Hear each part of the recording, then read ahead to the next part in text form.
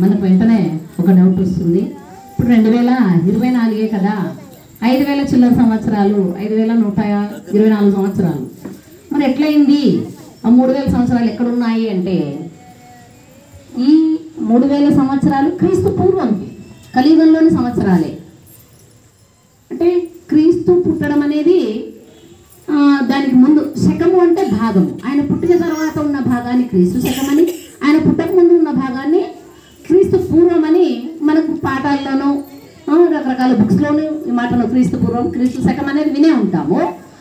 ఈ రెండు కలిపితే మనకి కలియుగము మొత్తం సంవత్సరాలు లెక్కాచారం అవుతుంది. మరి 5000 సంవత్సరాల పూర్వము శ్రీకృష్ణుడు జన్మించి ఆయన 90వ ఏట భగవద్గీతను మనకు ఉద్బోధించాడు. అంటే అర్జునుడికి కదా చెప్పిండేది, మనకు కాదు కదా, మనకేం పని ఆయనతోనూ అనుకుంటే పొరపాటు అవుతుంది. అర్జునుడు కూడా ఒక జీవుడే, మనలాంటి జీవుడే.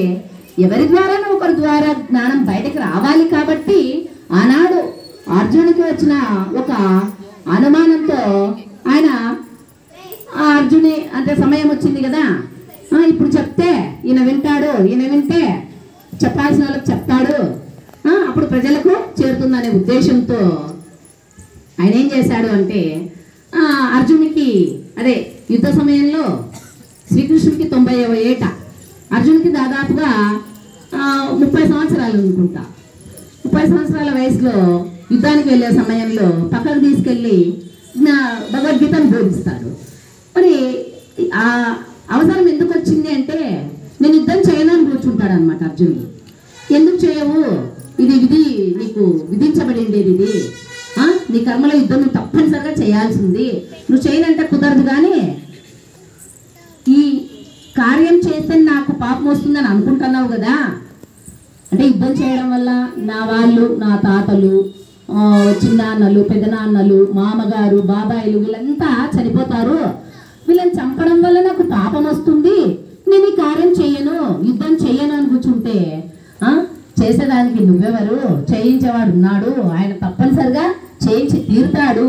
అయితే నువ్వు చేయు కార్యంలో నువ్వు వస్తుంది అనుకుంటున్న పాపమును అంటకుండా తామరాకు మీద నీటి బొట్టు ఏ విధంగా అంటకుండా ఉంటుందో, తామరాకు పైన నీళ్ళున్నా అంటుకోదు చూడండి, అట్లా నువ్వు ఈ కార్యాన్ని చేసినప్పటికీ, కర్మ అంటే కార్యము, అది చెడ్డ పనైనా కావచ్చు, మంచి పనైనా కావచ్చు, ఏదైనా కర్మే కార్యమే.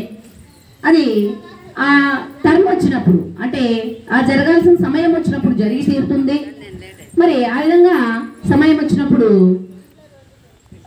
చెప్తాడనమాట, నీకు కర్మాంతర విధానం బోధిస్తాను, ఆ పద్ధతిలో చెయ్యి, నీకు ఈ కర్మ పాపమైనటువంటి కర్మ నీకు రాదు, కర్మనంటకుండా నువ్వు లక్ష్యాన్ని మాత్రమే చూడు.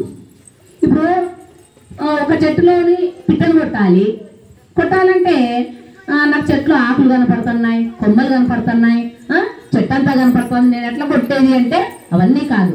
నువ్వు చెట్టును చూడొద్దు, ఆకులు చూడొద్దు, కొమ్మలు చూడొద్దు, నీకు పిట్ట మాత్రమే కనిపించాలి, అప్పుడే నువ్వు దాన్ని గురిపెట్టి కొట్టగలవు. అంటే లక్ష్యం వైపు నీ దృష్టిని కేంద్రీకరించు, ఇంకా నీకు అది తప్ప వేరే ఇతరత్ర ఏమీ కనిపించకూడదు. వీళ్ళు నా వాళ్ళ వీళ్ళు చేస్తారే అని ఏ మాత్రం అనుకోకుండా నువ్వు యుద్ధం చేయి. అంటే యుద్ధం చేసేవాడెవరు, చేయించేవాడెవరు, అసలు అక్కడ జరుగుతున్న కార్యం ఏంది అని చూసినట్టయితే, అర్జునుడు జీవుడు, జీవునికి ఏమీ చేత కాదు. ఈ క్రింది చక్రమైనటువంటి గుణచక్రంలో రవ్వంతగా నేననేవాడు ఉన్నాడు అని అడ్రస్. అయితే నకసిక పర్యంతము ఆత్మ దేహంలో సూత్రధారి అయి, అధిపతి అయి, అధికారి అయి మనకు కార్యాలను చేసి పెడుతుంది. మరి ఇంకా మూడో వాడైనటువంటి పరమాత్మ ఎక్కడున్నాడు, మరి ఆయన అడ్రస్ తెలుస్తుందా మనకు అంటే, ఆయన ఇక్కడ ఉంటాడు, ఎక్కడుంటాడు అని చెప్పే వీల్లేదు, కానీ ఒక సూత్రం ప్రకారము రూపనామ క్రియారహితుడు ఆయన అనువనువున విశ్వవ్యాప్తంగా వ్యాపించి ఉన్నాడు. ఆ వ్యాపించి ఉన్న వాణినే పరమాత్మ, దేవుడు, ఇతరత్ర పేర్లతో పరంధాముడు, పరమాత్మ అని రకరకాలుగా పిలుస్తున్నాము. అవి ఆయనకు బిరుదులే కానీ పేర్లు కాదు. మరి నువ్వు రవంతా ఉన్నావు జీవునిగా, చేసే పనంతా ఆత్మే చేస్తుంటే మన శరీరంలో అహమనకు ఒక భాగం ఉంటుంది. ఆ భాగమే నీకేం చెప్తుంది అంటే జీవునికి చుట్టూ ఒక చిన్న పొర మాదిరిగా ఉండి